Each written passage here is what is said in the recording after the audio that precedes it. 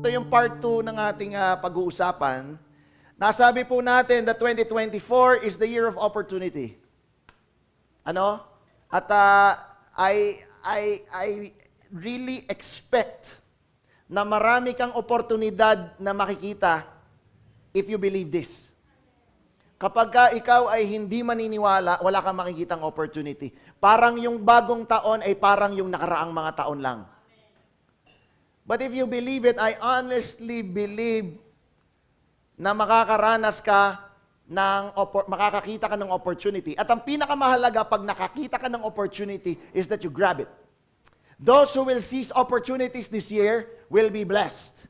And I say, if I may add, you will be extremely blessed. So be sure to be an opportunity grabber this year. Sabi mo, opportunity grabber. Huwag mo na nga hayaan na mayroong dumaan sa yung opportunity, hayaan pang dumaan. Bakit? Kasi tinamad ka. Siguro kasi natakot ka. Now is not the time to be fearful or be afraid. Now is the year to be opportunity grabbers.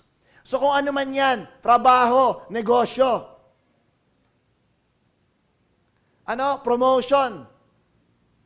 Hello? I always tell this kasi ako po ay nabuhay sa corporate way of life. Pag sinabing corporate, yung empleyado ako. And I always tell this to the younger ones, the younger generations. You always go to your boss and ask him, "Boss, paano ba ako mapopromote?" Kasi pag hindi mo alam paano ka mapopromote, hindi mo gagawin yung mga pang-promotion. Does that make sense? Kasi hindi mo alam eh. So, doon sa mga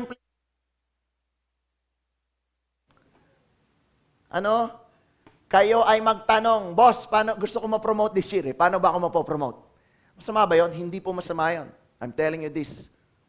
As a manager myself, hindi po masama yun. In fact, ma-appreciate ko nga yun eh. Kasi yung tao ko, gusto niyang umangat. That's the role of managers, na maangat lahat ng tao niya. And I'm happy if people would tell me, "Pastor, pwede ba ako magpagamit?" Yes! Konti lang alam ko eh. Pero parang gusto ko magpagamit this year. Lapit ka sa akin. Yes! Sure. Let's go. Because this is the year of opportunities and you will only be blessed if you grab it. Now, the first point that I shared last week was this. This is the point where we left off and this is the point where we pick up from. There is a door, sabihin mo, there's a door of opportunity for you. Meron pong pinto na ni-ready ang Lord para sa iyo. Ito yung pinto na may pangalan mo. Wow! It is a door specifically made for you. Made specifically for your giftings. For your skills. For your talents. Pastor, wala ako nun. That is not true. Walang ganun. Lahat, bata, matanda, may gift, may talent, may skill na nilagay ang Lord. Walang-wala. Hello? Kanya nga kanina, pinag-aaralan natin, the power of influence. Kapatid, para yun sa lahat. Sabi sa katabi mo, influencer ka. You can be an influencer. Or rather, let me rephrase that, you are an influencer. Kung ano man. Ginagamit mong sabon, ginagamit mong shampoo. Hello? You are an influencer. May napuntahan kang restaurant sa ganon. Masarap, kinuwento mo sa iba. Yung iba na yun, pupunta yun doon. Hallelujah. Kaya po nung pandemic, sandamakmak yung natikman namin pagkain. Bakit? Kasi lahat ng tao nagbenta sa online, Facebook, tsaka IG.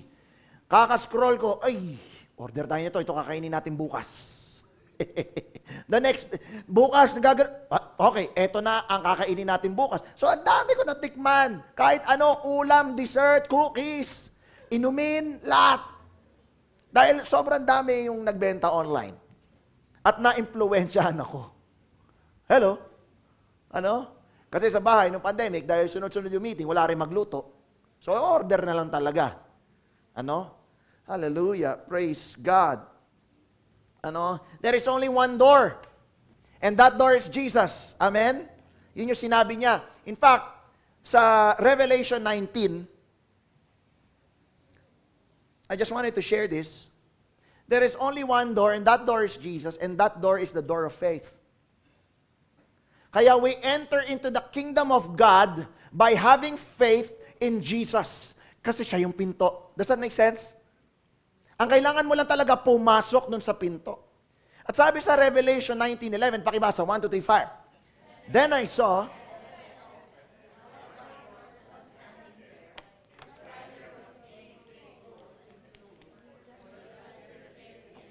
hallelujah.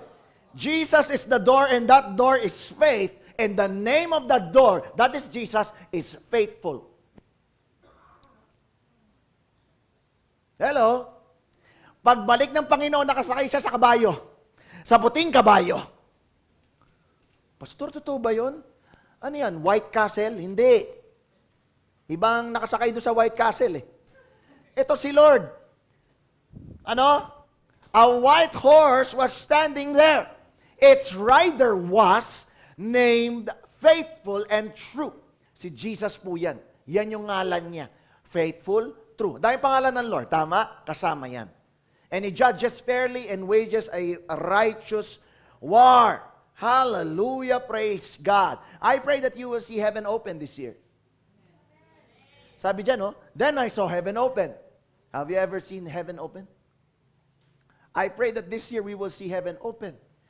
Nung si Stephen, bago siya pinatay, he saw heaven open. When he was being stoned to death, he looked up, he saw heaven open. I pray that this year, we will be able to see heaven's doors opening. All we need to do is enter into God's presence. Sabi doon sa binasa natin last week, and go out and find what? Pasture. Ano? The other thing that we learned aside from grabbing the opportunity as we enter and exit God's presence is that there are doors that the Lord will close because you cannot close them. The doors of hatred, the doors of unforgiveness. Si Lord lang yung kaya magpabago sa puso mo. Ano? And as He closes the door, He is offering you a new chapter. Woo! When God closes doors, there's a new chapter for you. Hallelujah. A new season, a new day for us. Kasi fresh 24 hours na naman na makukuha natin. Hello, good morning. Ano? Where kapag ka may new day, there is new grace and new mercy available. Can I hear an amen? Glory to God. Sa mga wala po dito last week, I encourage you to, o dun sa mga gustong mag-review, I encourage you to review yung ating preaching, para mas maunawaan mo. Meron po tayong YouTube page at saka yung Facebook na platform natin, para mabalikan mo yan. Kung gusto mo rin i-share, please do. But for now, we will move forward to the next 2 points that God has placed in my heart. Ready ka na ba? Hallelujah. Basahin natin ito as we move forward. Genesis 6:13-16. 1, 2, 3, fire. So God...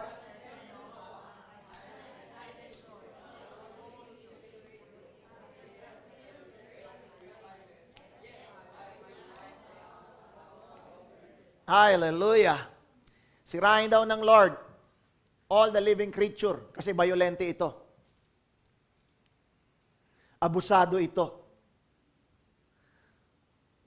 Mapahangas ito. Tama ba yung Tagalog ko? Mapanghangas? Mali ba yun? Mapangahat. Sige, alam nyo na. Mapaahas. Sige, okay na yan. For they have filled the earth with violence. Yes, I will wipe them all out along with the earth. Now, sabi doon sa verse 14, build a large boat from cypress wood and waterproof it with tar. Inside and out.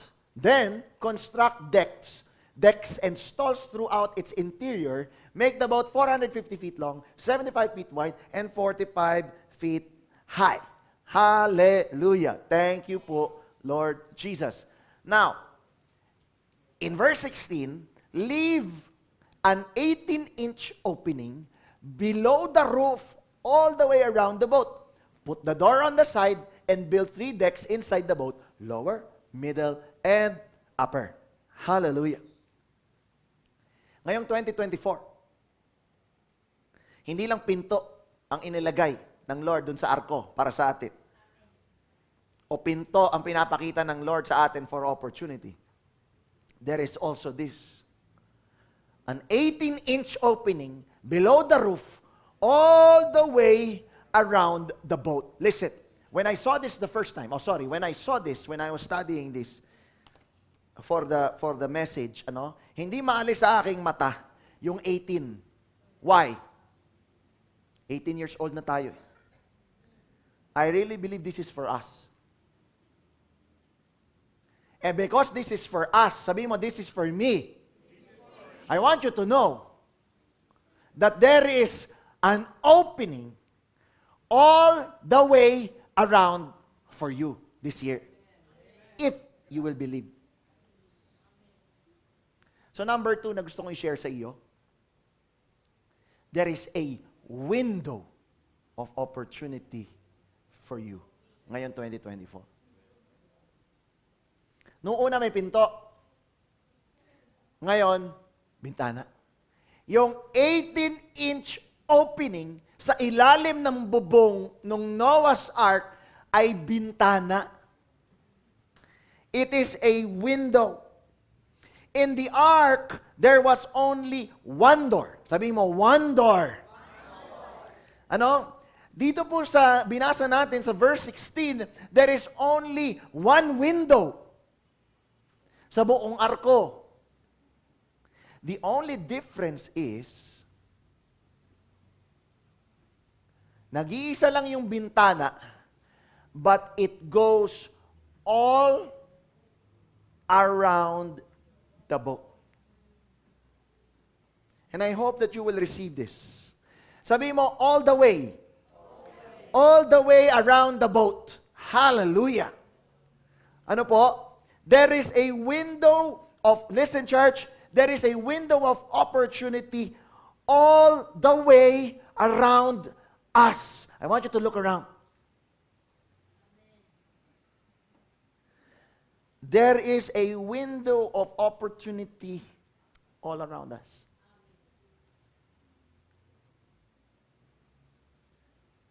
Sa bahay ninyo, there is a window of opportunity.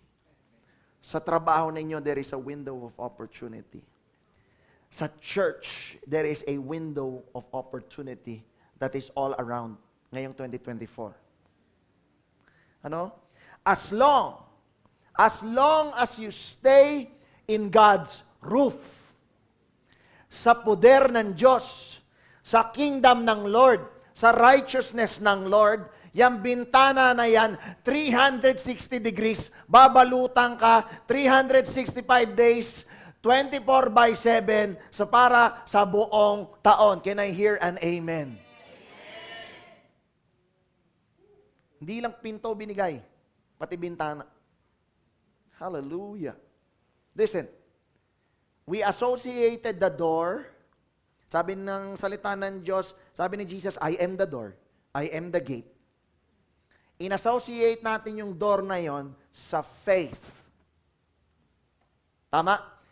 Para makapasok sa kaharian ng Diyos, you need to have faith in Jesus. That's why He's the door. So if the door is faith, the window is hope.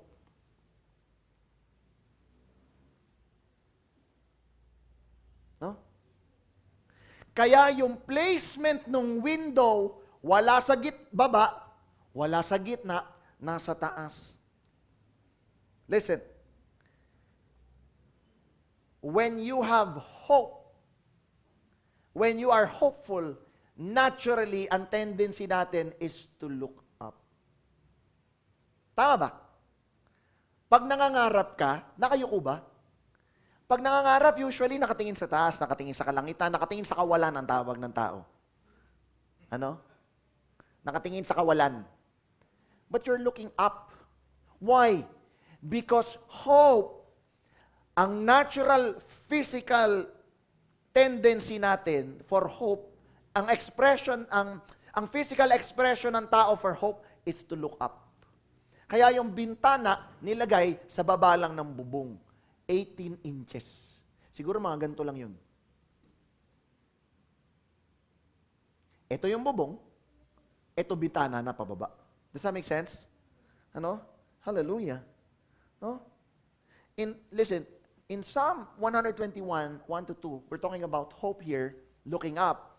Sabi dito, I lift up my eyes to the mountains. Where does my help come from? My help comes from the maker of the heaven and the earth. When we have hope, natural tendency ng iyong katawan is to look up. Kaya pati sabi ni David, I lift up my eyes to the mountains. Hindi ka pala nakatingin sa kawalan. Hindi ka naman pala duling. But you lift your eyes to the mountains because you're having hope. Sabi sa Psalm 24, 7 and 8, walang when. Lift up your heads, you gates. Be lifted up, you ancient doors, that the King of glory may come in. Who is the King of glory? The Lord strong and mighty. The Lord mighty in battle. You see, you lift up your heads. So when you pray, don't look down. When you pray, look up.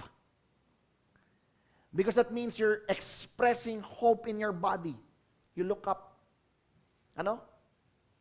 Kaya pagka minsan meron tayong mga iniidolong tao, halimbawa iniidolo mo tatay mo for what he has done to your family. Iniidolo yung mother mo kasi for what she has done in your family. You look up to them. Yun ang English nun. You look up to them. Kasi when you look down on them, ibig sabihin, hindi mo sila nire-respeto. That's why you look up. Does that make sense? You are hopeful na gusto ko maging ganun din ako, kagaya ng tatay ko.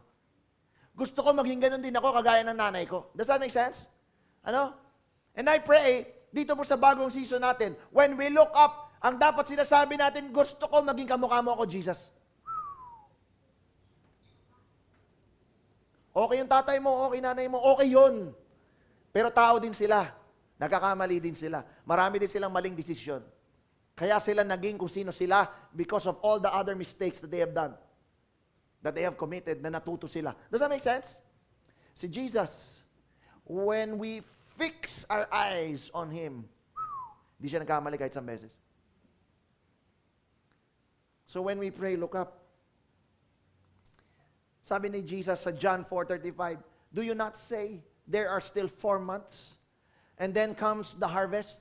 Behold, I say to you, sabi ni Jesus, lift up your eyes and look at the fields, for they are already white for harvest. Even Jesus tells us to look up. Look up. Look up. Pag meron ka nakikitang problema, look up. Ano hinahanap mo doon? Hope. Dito sa problema na to, maraming tao kaya naka-look down. Pag dumating yung problema, wala na to. Wala na. You see, you look down, kasi wala na eh. Wala na. Wala na talagang pag-asa, hindi na to mababago. Ay, naku, mali na naman. Ay, naku, pangit na naman yung nangyari. You see, yung itsura ng mukha ko, I look down. Di ba ganun ka rin? This year, don't look down. Look up. So pag nakakita ka ng pangit, ay, ang pangit. Hindi yun ibig sabihin. Always look for hope.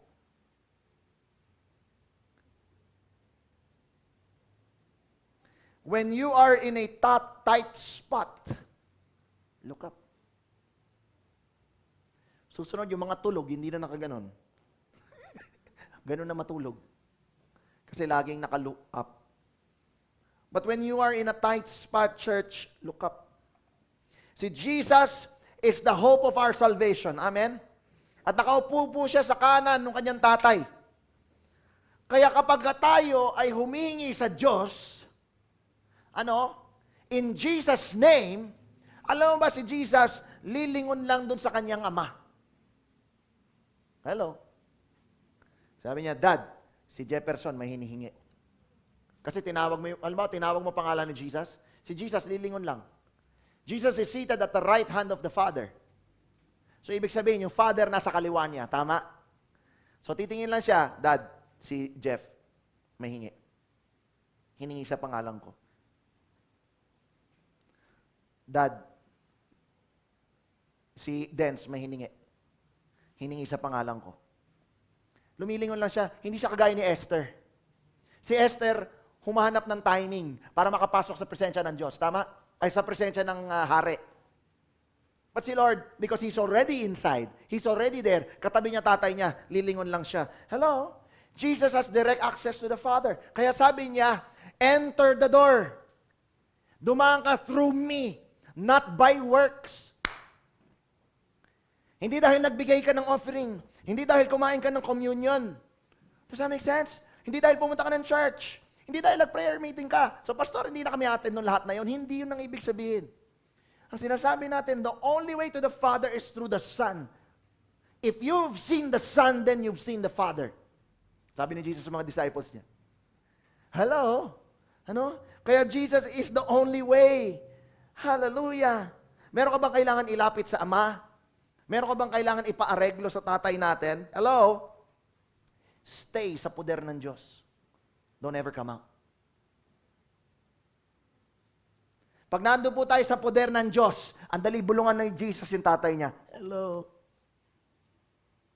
Pero pag malayo tayo, mahirapan ka. Mahirapan ako. Kaya kung ikaw, anak ng Diyos, we should never be in a state of hopelessness. All we need to do is look up. We look up to Jesus. Lord, there's a problem. Lord, there's a challenge. Lord, merong sistema na hindi mabago-bago. Lord, mayroong ginagawa yung aking asawa na di mabago-bago. Lord, yung anak ko hindi mabago-bago. Kung ano hindi mabago. Lord, wala akong benta, di mabago-bago. Look up. Look up. Sabi dito sa 1 Corinthians 10:13, the temptations in your life are no different from what others experience. Kapatid, tingnan mo yung katabi mo. Yung nararanasan niya, nararanasan mo rin. Hindi, pastor. Nanay ako, wala pang asawa tong katabi ko, hindi niya nararanasan ko. Ang gusto ko malaman mo, may nararanasan yan. Iba nga lang itsura nung sa'yo. Pero lahat tayo may nararanasan, lahat tayo may pinagdadaanan. Does that make sense? Bakit? It's the same devil. It's the same Satan na nagtetempt. Tama? So, kung ikaw ay exempted sa temptation ni Satan, baka magtropa kayo. Hello? Pag wala kang pagsubok, baka magtropa kayo ni Satanas. Hello? Hello?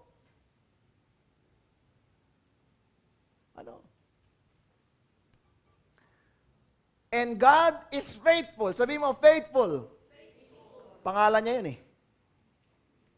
God is faithful. Revelation 19:11. God is faithful.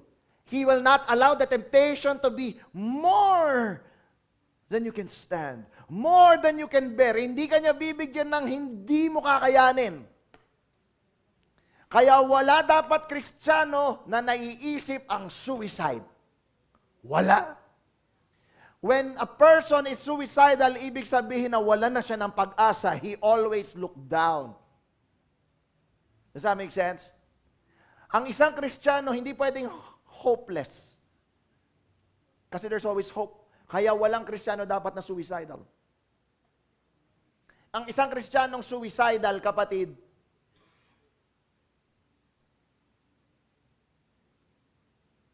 nakikinig sa demonyo. Wala nang pag-asa. Wala nang pag-asa. Yun naman ang sabi. Wala nang mababago. Wala nang mababago. Tapusin na natin to. Tatapusin na natin to. Hello? A person who is always negative, pinaparot yung sinasalita ng demonyo. Ito natutunan ko kay Pastor Robert. Yung demonyo nagsasalita in the first person. Pag sinabing first person, parang ikaw yung nagsasalita. Halimbawa, hindi niya sasabihin ng demonyo, magpa-late ka na lang sa church. Hindi niya sabihin yun. Ang sasabihin niya, magpapa-late ako. Sasabihin mo naman, magpapa-late ako. Parang ikaw yung nagsasalita. Does that make sense? Ano? Sabi diyan, when you are tempted, He will show you. Oh. He will show you a way out so that you can endure. Kapatid, when temptations come, the Lord will provide a way out. Ooh. It is a way out. At naniniwala ako, itong way out na to is a godly way out. Hello? It is a divine way out. Hindi ito diskarte lang ng tao na pwede tayong makalusot. No. This is a legit exit door para dun sa pinagdadaanan mo. Hello? Ano? It is a legit way. It is a way out. At alam mo, yung way out na yan, madalas, you just go into the presence of God. Nandito ka sa problema eh. Yung way out, pumasok ka sa presensya niya. Hello? Kasi nasa labas ka eh. Pumasok. At ang maganda sa Lord, hindi niya sinabing, doon ka lang sa loob. Bakit? Kasi may pasok ka. May trabaho ka. May pamilya kang aasikasuhin. Tama? Balanse, may balanse eh. May balanse. Kaya hindi naman tayo dito 24/7 nakatira eh. Tama ba? Kasi bakit? May buhay pa eh. May physical pa eh. Tama? Tatlo tayo, di ba? Body, soul, spirit. Tatlo eh. Tatlo pa tayo eh. So, ibig sabihin, kailangan mo rin kumain, kailangan mo rin mag-CR. Does that make sense? Ano? Kaya, when we enter, ano sabi ng Lord? Lumabas ka rin. Yeah. At alam mo, yung problemang inalisan mo, the way out is to enter into the presence of God. Paglabas mo, woo! Yung problema, alam mo kung ano nangyari? Nandun pa rin. Hello? Hello? Nandun pa rin yung problema, hindi naman naaalis eh. Pero, kumilos na yung mga anghel. Kaya may pasture. Does that make sense? Hindi naman dahil nag-worship ka ngayon, pagkatapos mo mag-worship, wala na lahat ng problema, bayad na lahat ng utang, bayad na lahat ng naghahabol sa'yo. No. Pero meron ng way out. Does that make sense? Hello? Kumikilos na ang mga anghel ng Diyos. God can make a way. Ano? In fact, sabi dito sa Isaiah 43, behold, I will do a new thing. Now it shall spring forth. Shall you not know? Shall you not know it? Ano? May mga ginagawa ang Panginoon na marahil hindi natin napapansin. Bakit? Kasi busy tayo sa maraming bagay. Ano? Mas madalas tayong nasa labas kesa nasa loob. Does that make sense? Ano? I will even make a road, sabi ng Lord, in the wilderness and rivers in the desert. Woo! Alam po ninyo, sa Israel lang po ako nakakita talaga na disyerto pero kulay green. Pag disyerto, dapat kulay buhangin. Pero sa Israel, yung buhangin nila kulay green. Bakit kulay green, Pastor? Kasi may nakapatong na buhay na mga halaman. May nakapatong na buhay na mga vegetables. Hello? That is why a road in the wilderness and rivers in the desert. Bakit? Hindi ba kayang gawin ng Lord na maging matabang lupa ang buhangin? Kaya niya. Napatunayan natin yan dyan sa Israel. That's what they do. That's what God does for them. Hallelujah. There is a window of opportunity para sa ating ngayong 2024. Can I hear an amen? And I pray that you will be able to see it. Bakit? Kasi it's all around us. The window is all around us. Yan yung pangako ng Diyos. Hallelujah. Now, we go to number 3, the last point. So the first point is that there is a door of opportunity for you. Can I hear an amen? Amen. Ito, umamen ka rin dito. There is a window of opportunity for you. Ito yung pangatlo. Ikaw, you are the opportunity.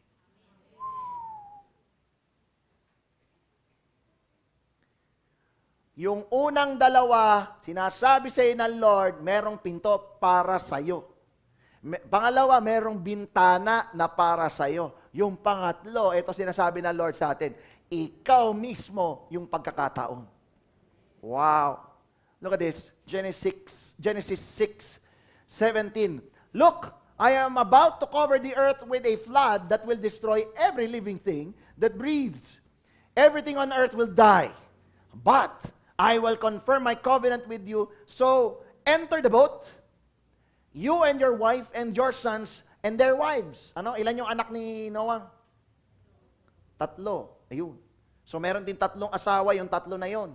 Ngayon, in verse 19, bring a pair of every kind of animal, a male and female, walang gitna, walang plus, into the boat with you to keep them alive during the flood, pairs of every kind of bird and every kind of animal and every kind of small animal that scurries along the ground will come to you to be kept alive. Hallelujah, praise God. Ito po yung unang legit na zoo. Noong panahon ni Noah, siya yun. Ano? Listen. And be sure. Wait ha. Ito ha. So may instruction ng Lord ha. Papasok daw silang pamilya, mag-anak. Bali, 8 sila. Si Noah, tsaka yung 3 niyang anak na may tigi-tigisang asawa. So 8 sila. Ano? Kasama doon, lahat ng hayop na gumagapang, lumilipad, naglalakad. Male and female. Lalaki tsaka babaeng hayop. Ano? Para, syempre, pagdami ulit. Ano? Praise God. Praise God. So, yun yung instruction ng Lord. Ngayon, may isa pang instruction ng Lord. Pakibasa. 1, 2, 3, fire.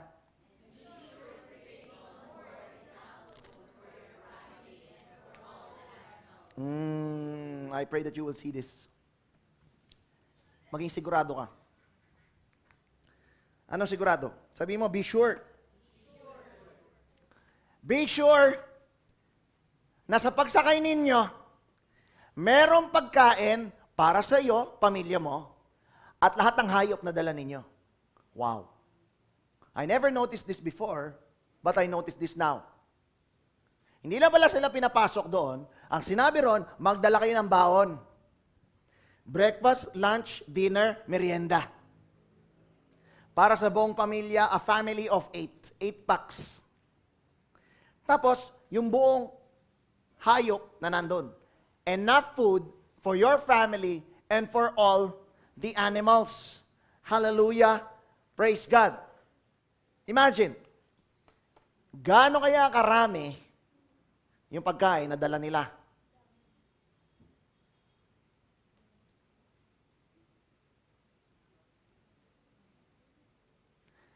Ang sinabi ng Lord sa kanila, uulan for 40 days and 40 nights.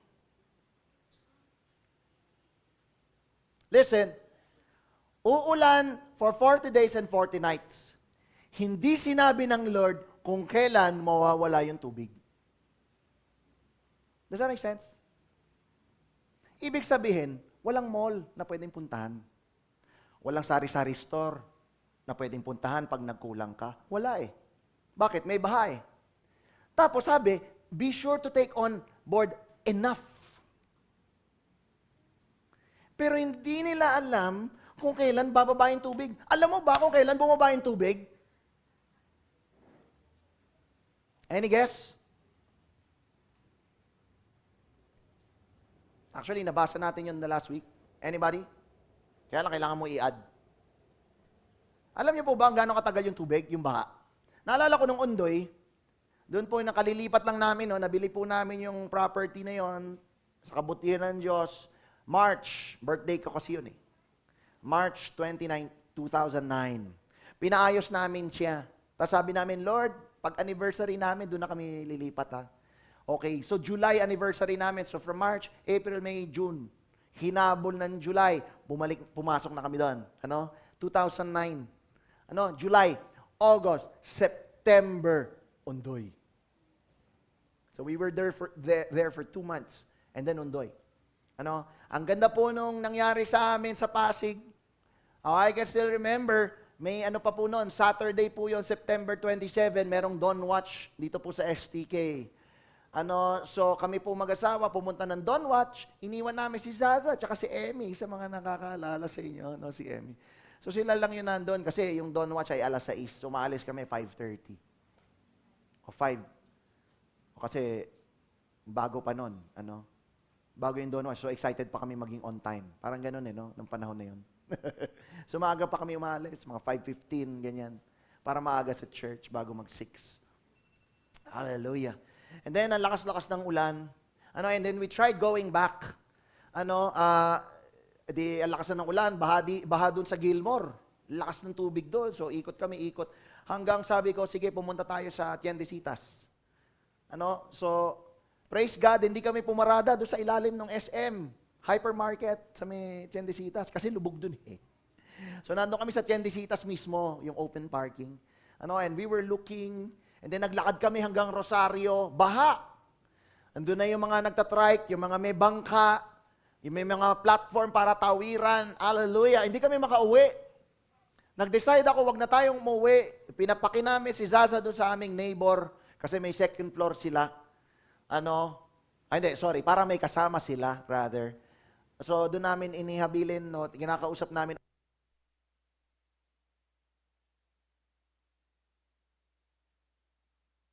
Hindi na kami nagpumilit lumakad pa uwi kasi baka kako magka-problema pa kami dalawa. So we had to spend the whole day, nandun lang kami sa Tiendesitas, etc. So we were praying, we were keeping in touch. At alam po ninyo, yung Ondoy na yon, doon po sa amin, hindi po ito yung baha na putik. Yung tubig sa amin, malinaw. In fact, may isda eh. Kita mo yung isda. At doon po sa bahay namin, yung tubig po ay hanggang below the knee, sa loob ng bahay. Medyo mababa po yung bahay namin kasi it was an old house. We bought it na 1980s pa yung bahay. It was an old house. So, hindi siya mataas sa sidewalk. Yung, alam niyo, hindi nakaangat yung bahay. Medyo nakababa. So, anong nangyari? Masaya kami kasi ganun lang yung nangyari. Praise God, maayos yung aming anak. Hallelujah, iningatan kami ng Lord. Ang problema namin, ito problema namin. So, thank you. Malinaw yung tubig, okay. The only problem was, yung tubig did not go down until 3 weeks. So, ibig sabihin, yung tubig na malinaw, syempre, dahil 3 weeks nandun yun, naging green na. Nagkaroon na ng lumot-lumot, pero hindi siya, hindi nga siya putik. Kaya, after 3 weeks, bumalik kami, nag-hire kami ng mga tagatulong namin maglinis, ayos, ganyan, kuskos. Hindi siya ganun kagrabe, kagaya ng putik. Does that make sense? Kasi yung putik, papalahin mo eh. Di ba? Para lumabas dun sa bahay mo. Kami, wala kaming ganun. Kasi nga malinaw yung tubig. Lumot lang yung naging problema namin. Pero during the time of Noah, alam niyo po ba, yung duration ng baha, sabi ng Lord, uulan, 40 days, 40 nights, lahat ng bubulwakan ng tubig, bubulwak. Pati langit, iyak. Natapos po yung tubig na yan, 370 days. Makikita niyo po yun sa Bible niyo, pwede niyong i-add. But it was about 370 days. Ang ibig sabihin, lampas ng 1 taon. Does that make sense? Lampas ng 1 taon. So, be sure to take on board enough.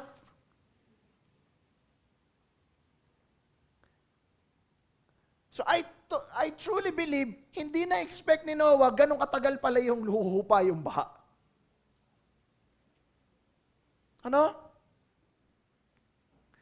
Hallelujah. Then listen, isa lang yung pinto doon. Hindi ba pwedeng buksan? Kasi baka pumasok yung tubig. Lulubog sila. Hello? Tapos, yung bintana, nandun lang sa ilalim ng bubong. Listen, naniniwala ako, walang viewing deck. Kagaya ng Roro, na pwede kang bumaba, tapos nagasilip, picture-picture. Walang ganon. Bakit? Kaya pag binasa mo yung storya ni Noah nung bandang dulo para malaman niya walang tubig, ano ginawa niya? Anybody remember? Nagpalabas ng uwak. Tapos nagpalabas ng kalapati. Kasi kung may bintana siyang normal, may pinto siyang lalabas, ititingnan niya lang, ay, bumaba na yung tubig. Does that make sense? Wala silang makita. They only had that window where light comes in. But they don't actually see the outside. Does that make sense? Ano? Now, pagdating dito sa verse na ito, be sure to take on board a food para sa inyong lahat. Wow! Hallelujah! Ano? Gusto kong malaman mo. Kapatid, ngayong 2024, ikaw, yung sabi natin, ano? You are the opportunity. Ikaw, yung opportunity para maging blessing sa iba. That's what you are ngayong 2024. Yes, merong pinto para sa iyo. Yes, merong bintana para sa iyo. Pero ikaw din yung pwede maging pinto para sa iba. Ikaw rin yung pwede maging bintana para sa iba because you are the opportunity. Can I hear an amen? Hallelujah. You will be a blessing to your family and your family's family. You will be a blessing to where you work. Hallelujah.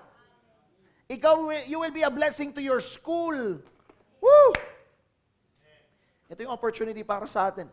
And I would like to declare this to this church. You are the Joseph of this time. Sige, palakpakan natin ang Diyos.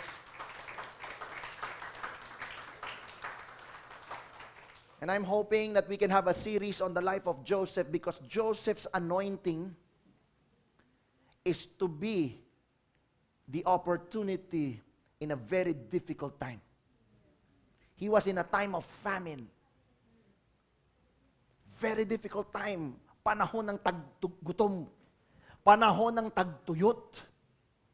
But he was there, placed in that time, in that season, to be the blessing. He was the door for rice. He was the window for life during his time. What I want to encourage you, church, you are the Joseph of 2024. Hallelujah. Ikaw ang magiging blessing kung nasan ka. Woo! Hallelujah. Ano? Biboy, konti lang meron ako. Hop! Hop! Look up.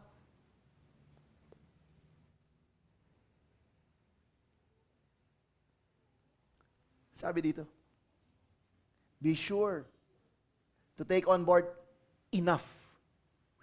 Listen. Enough food. This is what I believe. This is what I believe.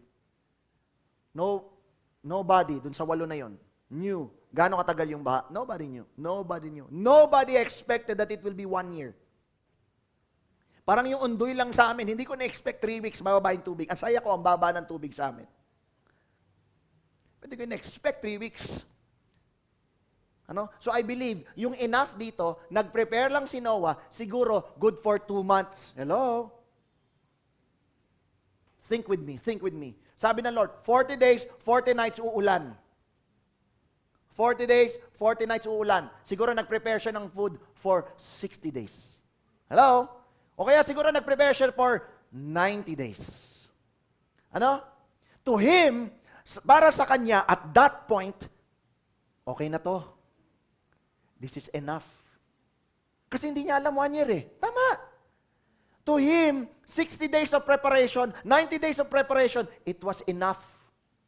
Ito, tanong, what do you have? Baka meron ka lang diyang 5 loaves, catering services.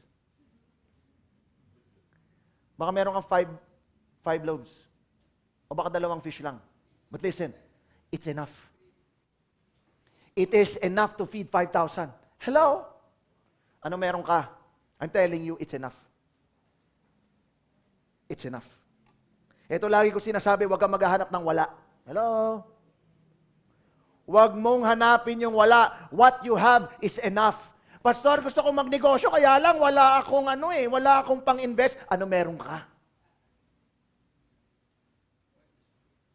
What do you have right now na pwedeng pang negosyo? what do you have? Kasi ang sinabi ng Lord, be sure to take on enough. Yung sapat lang. Huwag ka maghanap nung wala ka.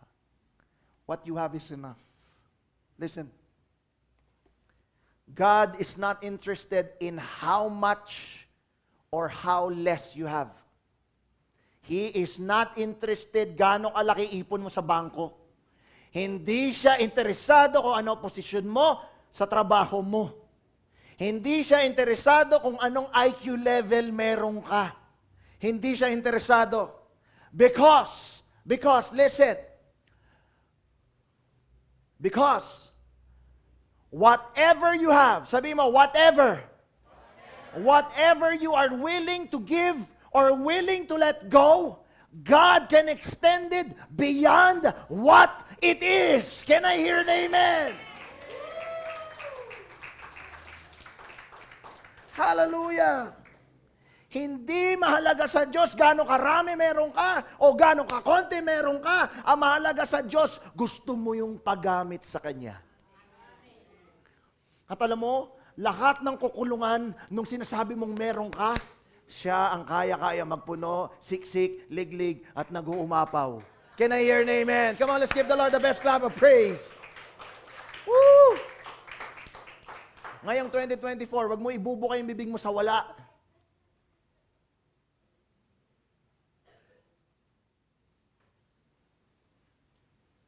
Hello? Kasi hindi interesado dyan ang Diyos. Ito tanong ko, are you interested to enter the door into His presence? This year, are you interested to look up for hope? This year, are you interested na magpagamit sa Diyos? Because you are the opportunity. God didn't leave you with nothing. What you have is enough.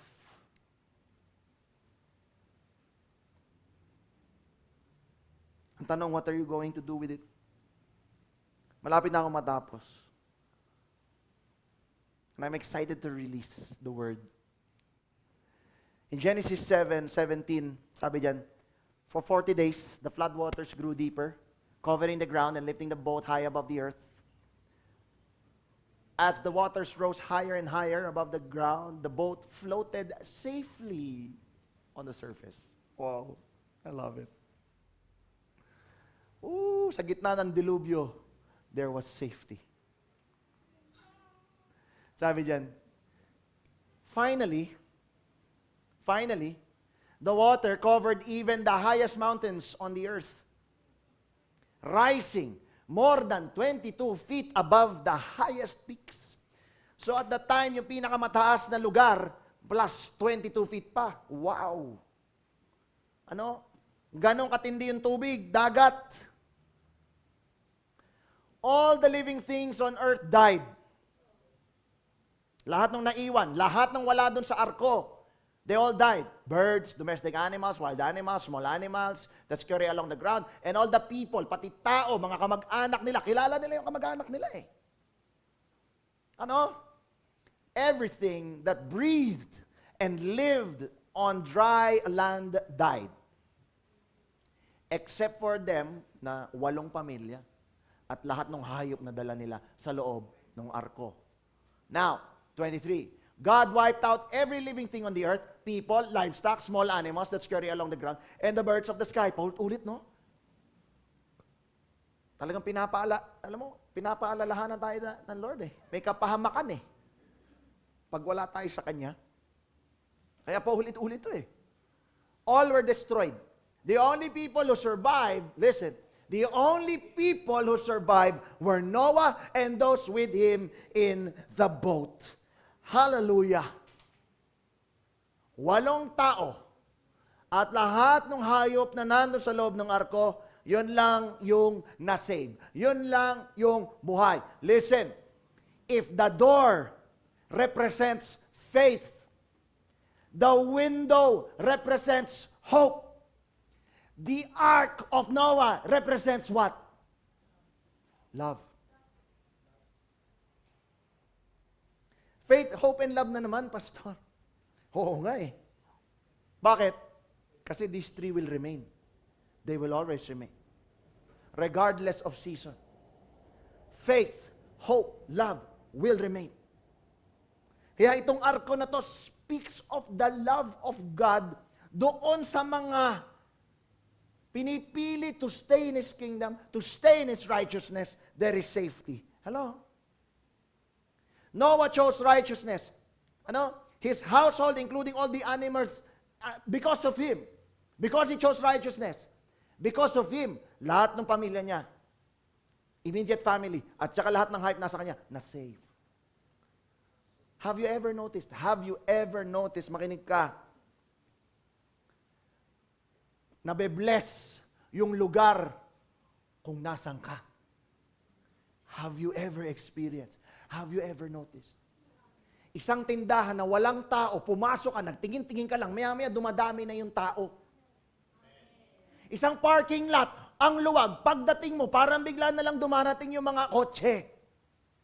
Have you ever experienced that? Have you ever experienced, dahil nandun ka sa kumpanya ninyo, seemingly kahit ang hirap bumenta, ang hirap kumita, yung kumpanya nyo buhay pa. Why? Kasi nandun ka. Have you ever experienced or noticed? Sa pamilya ninyo na walang born again, ikaw lang. Seemingly, okay pa kayo. Kasi nandun ka. Church, I want you to know, when you choose to stay sa puder ng tatay, kung nasan ka mabibless, maging nasa paligid mo, you will become a conduit for blessing. Hello? You become the opportunity for blessing. You are the opportunity. Can I hear an amen? Hallelujah. Praise God.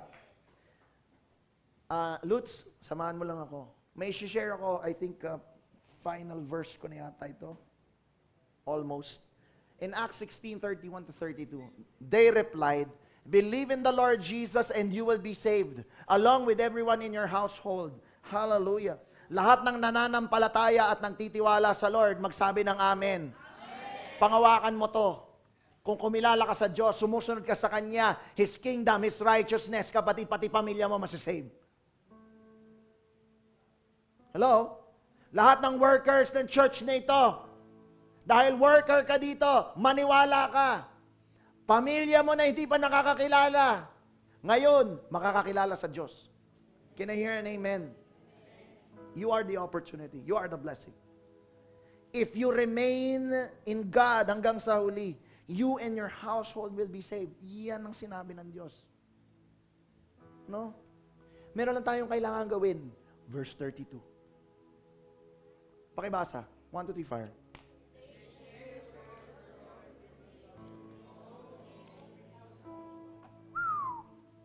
Church, pamilya mo, masisave.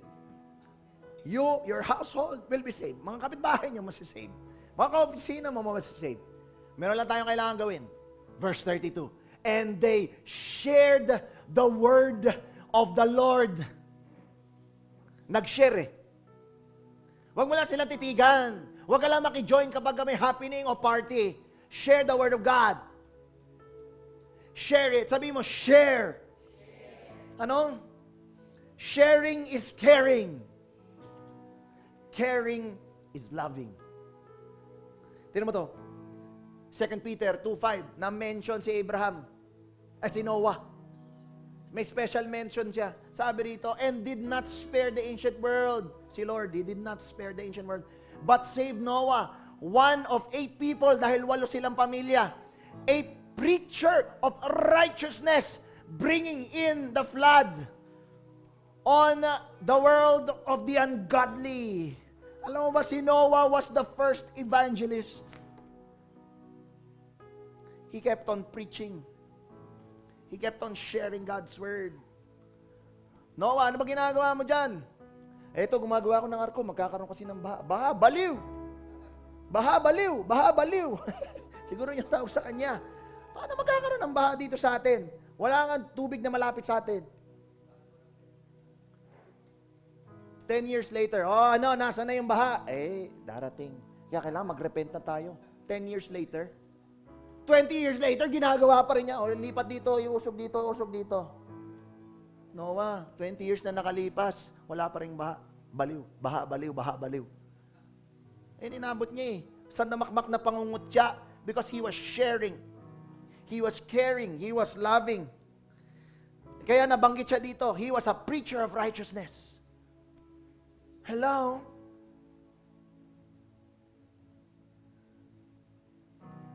Nga lang, hindi naniwala sa kanya yung mga kamag-anak niya Kaya nangyari, pamilya niya lang na-save. Hello?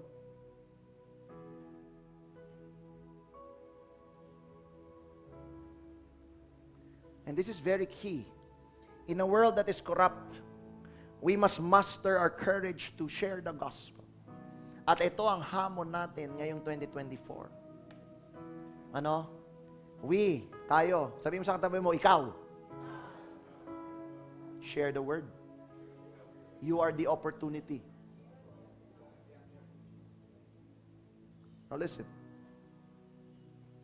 Aside from all of this, this was the verse na unang na-receive ko sa Lord for 2024 that I wish to share with you. The Lord led me to Acts 20:24. Pakibasa. But my life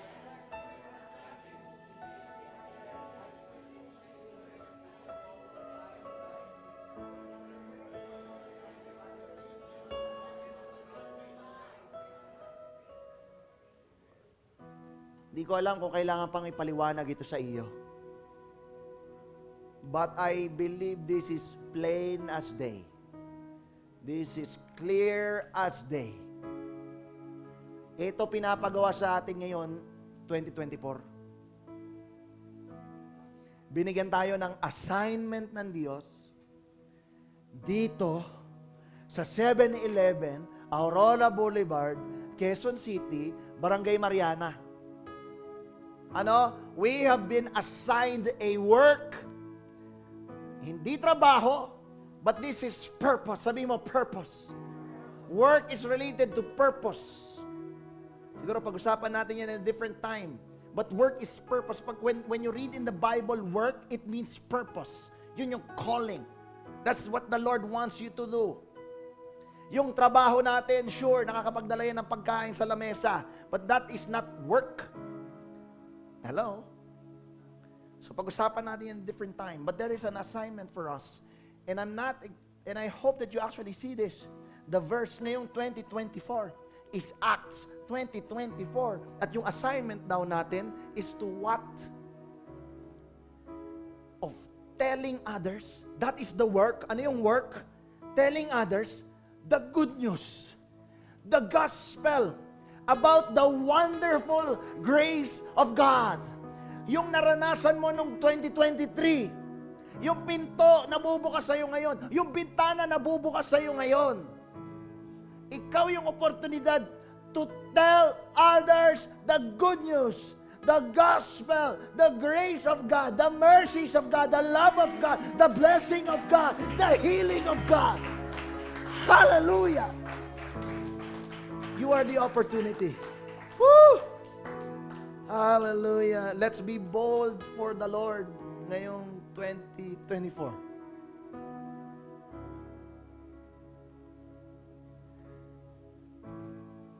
There's a door.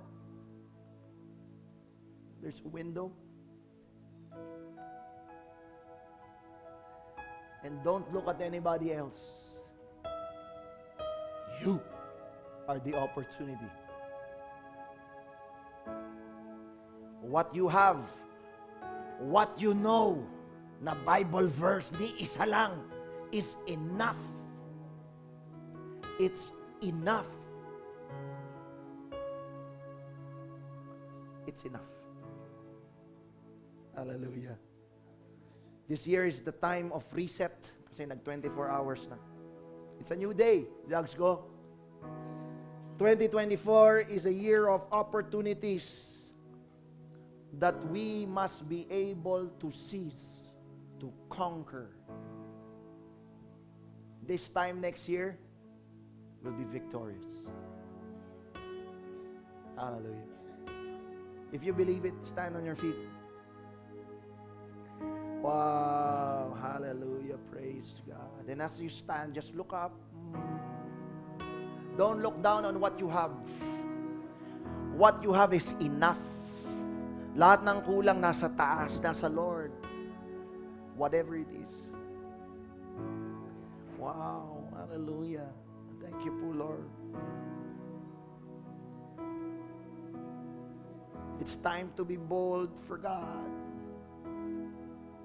Para sa pamilya mo, para sa mga kapitbahay mo, para sa mga kaopisina mo, kaklase mo, kanegosyo mo, customer mo. It's that time. Pursue dreams, church. Yung mga nangangarap sa inyo, pursue it this year. Pursue. Take a bold step. This is the time for seizing. This is a time for conquering. Hallelujah. For those na gusto mong magamit ka sa ministry, it is the time. Dati mainit ka mag-share, ngayon hindi na. It is the time. Ang nakaraan, sarado na. It's okay. This time is a new day. It's a new season.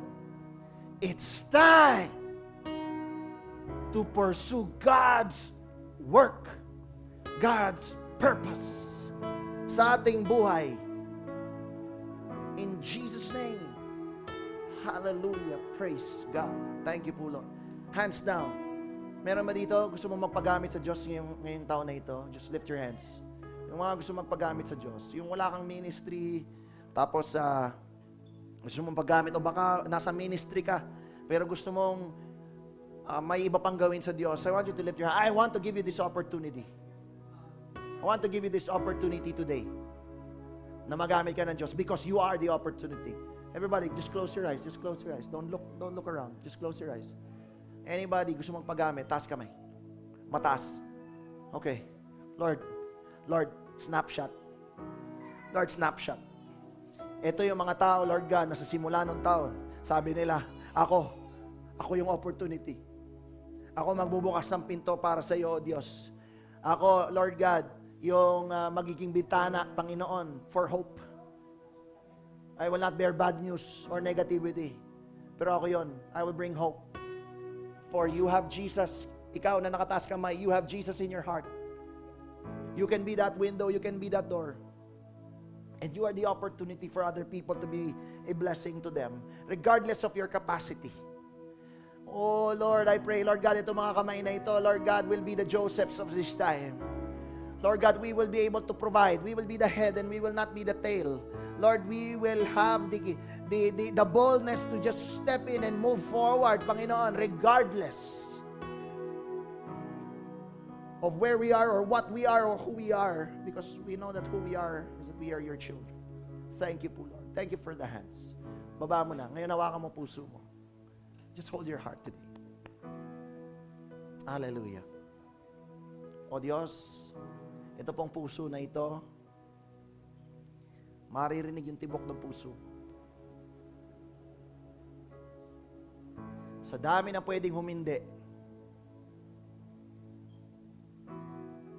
sa dami ng balakid na nakakaharap, I pray that this heart, Lord,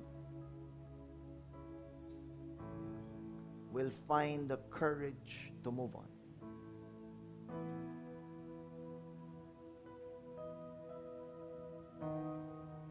In the name of Jesus.